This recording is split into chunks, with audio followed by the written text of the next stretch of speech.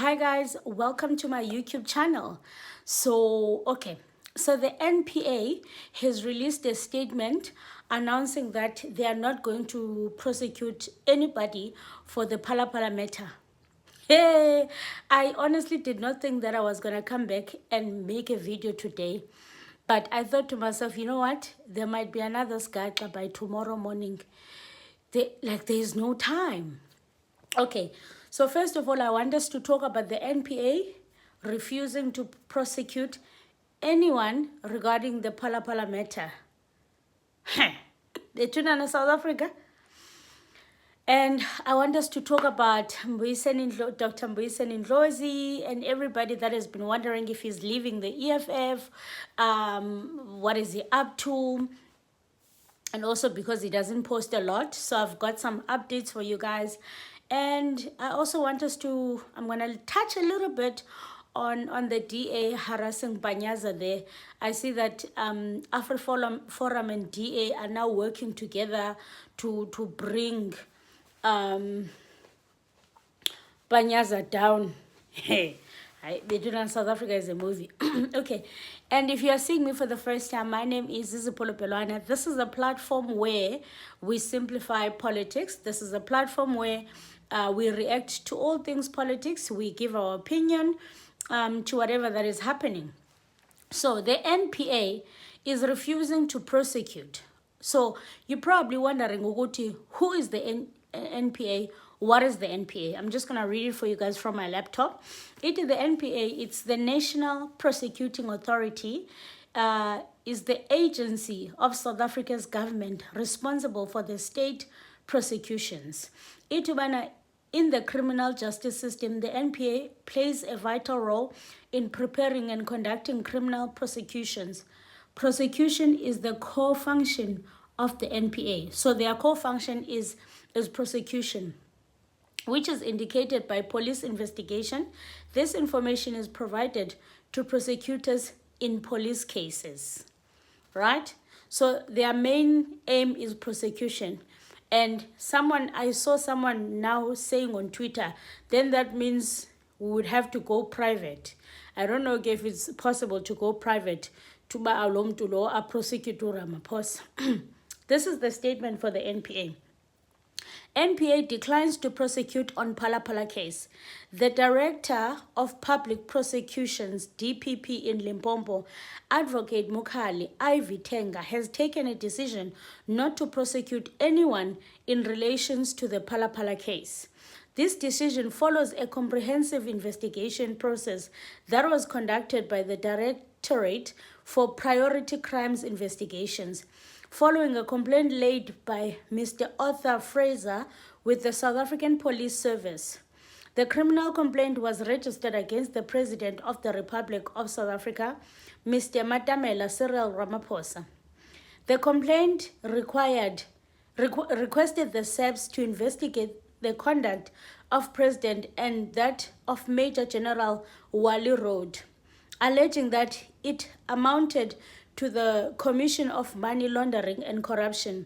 The investigation also covered any possible contravention of the Income Tax Act 58 of 1962 and Exchange of Control Regulation 1962.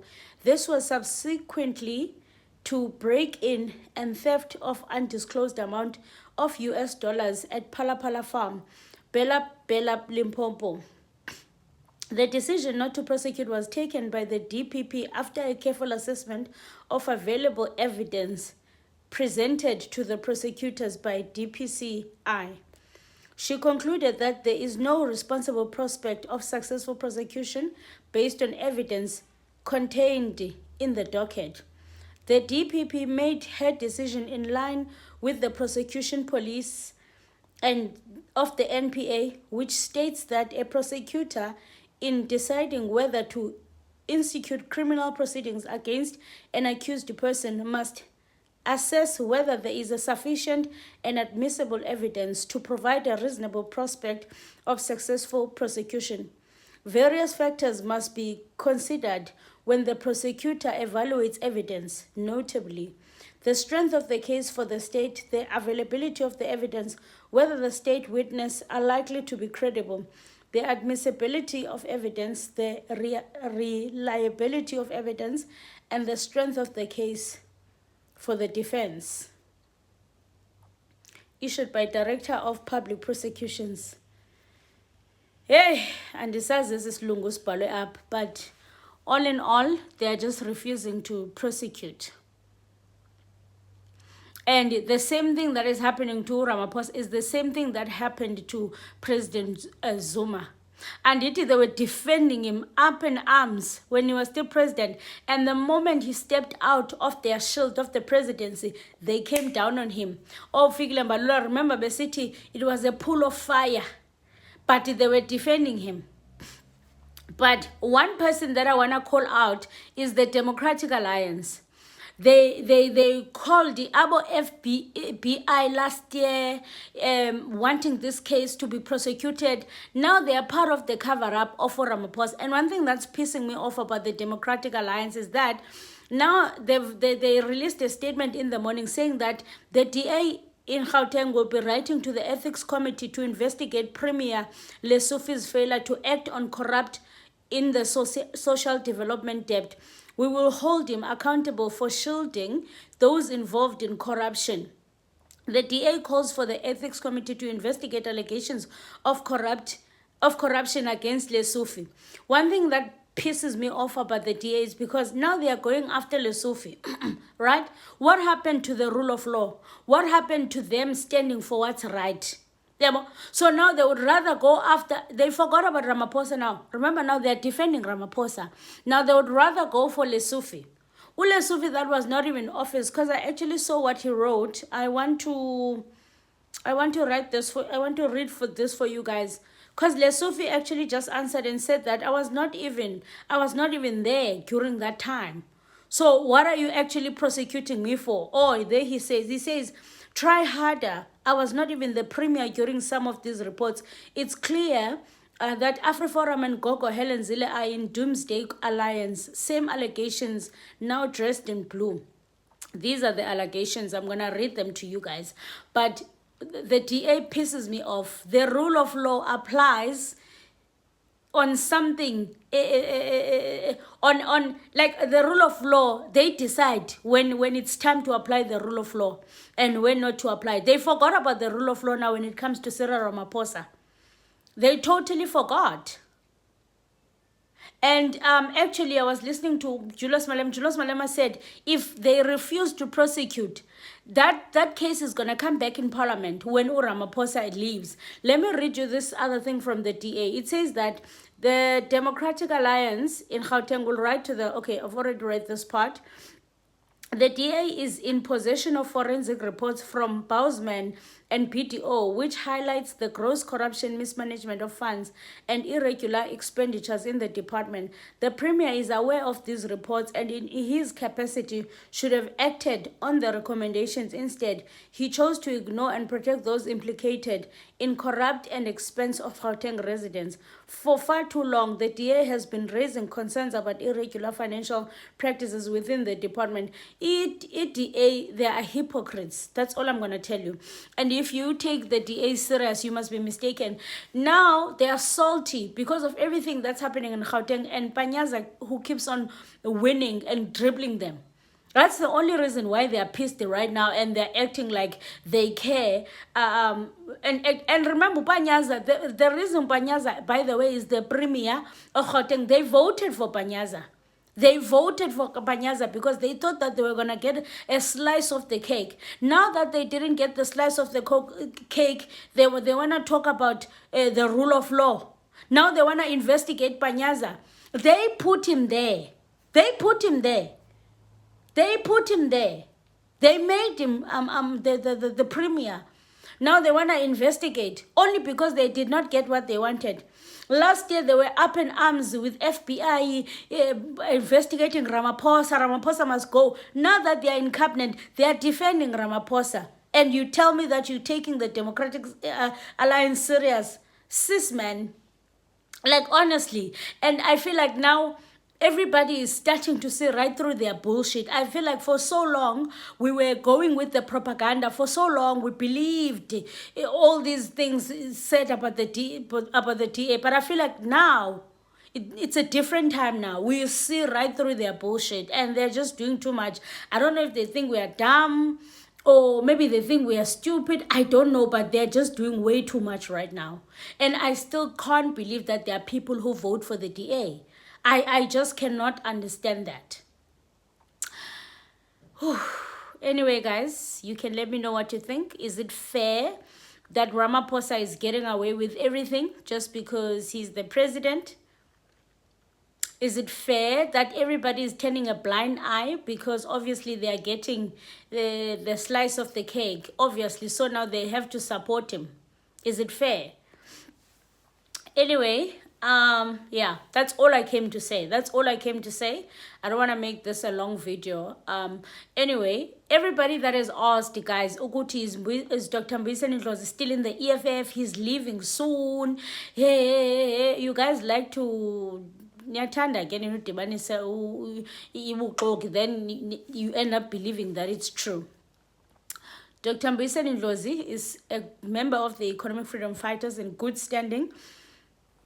He's been in KZN speaking with the student command, and there's just one speech I'm gonna actually attach his welcoming when they welcome him. I was like, yo, I saw that video yesterday. I was like, yo, one thing about Ndlozi, he's got charisma, man. Like when he came in, the students were so excited cheering for him. Like Kubane, like he's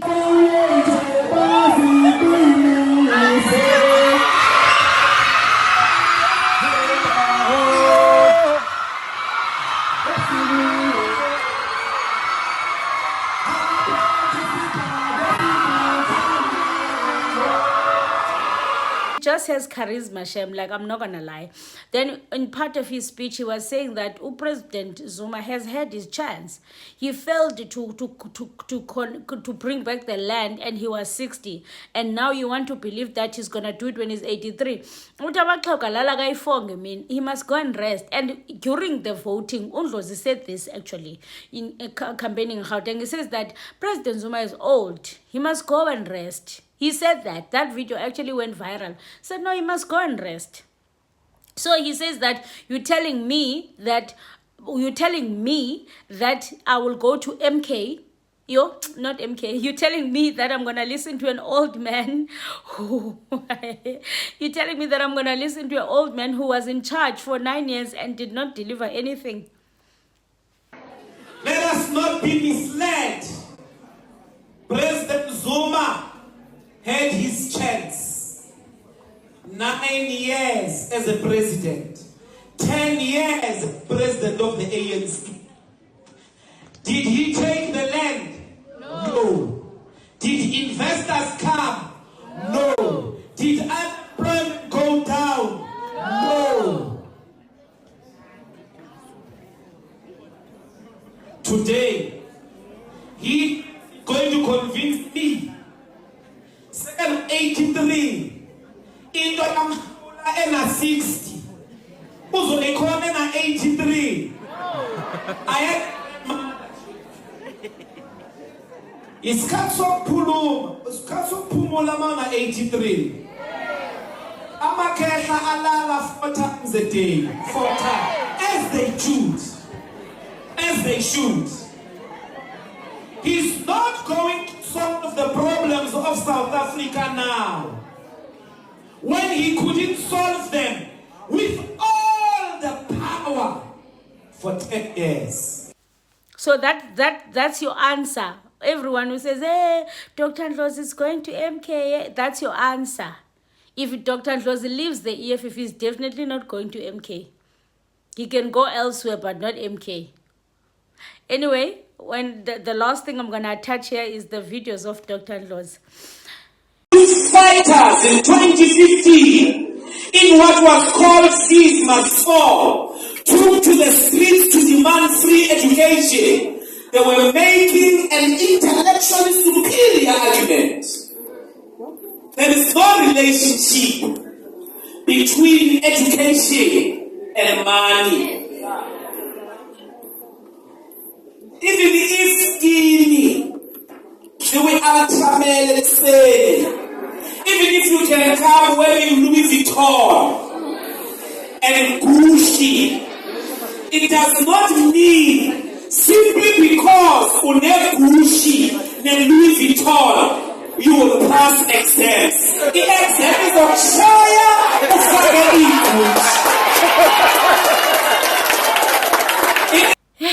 Anyway, guys, thank you so much for tuning in. Please do subscribe for me if you have not subscribed. I'll see you on the next video, guys. Aluta continua. The struggle, it continues. Let's meet in the comment section. Let me know what you think, because I think this is BS. That is on period. Struggle continues, guys. Cheers. See you on the next